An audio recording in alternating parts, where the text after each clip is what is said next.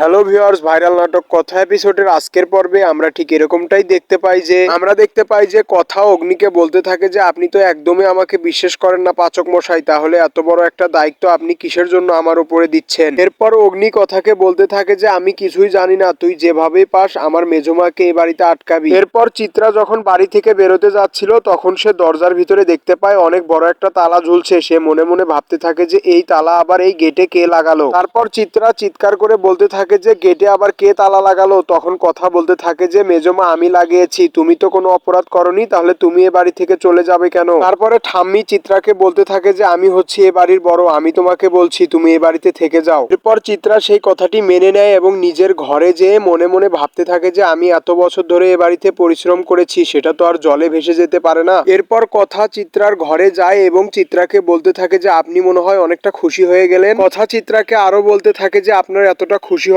কোনো প্রয়োজন নেই, আপনার বিরুদ্ধে আমার কাছেও অনেক প্রমাণ আছে, আপনি যদি আমাদের বাড়ির কারো ক্ষতি করতে চান তাহলে আমি সেই প্রমাণ সবাইকে দেখিয়ে দিব। এরপরে অগ্নি নিজের ঘরে মনে মনে ভাবতে থাকে যে সেদিন হয়তোবা কথার সঙ্গে আমার ব্যবহারটা বেশি খারাপ হয়ে গেছে, সে আবার মনে রাগ করে গোবরডাঙ্গায় চলে যাবে না তো। এরপর অগ্নি কথার কাছে যায় এবং কথাকে বলতে থাকে যে সেদিন আমি তোর সঙ্গে অনেক খারাপ ব্যবহার করেছিলাম, পারলে তুই আমাকে ক্ষমা করে দিস। সো ভিউয়ার্স, এই ছিল আজকের ভাইরাল নাটক কথা এপিসোডের মূল পর্ব। ভিডিওটি ভালো লাগলে চ্যানেলটিকে সাবস্ক্রাইব করে পাশে থাকবেন। ধন্যবাদ।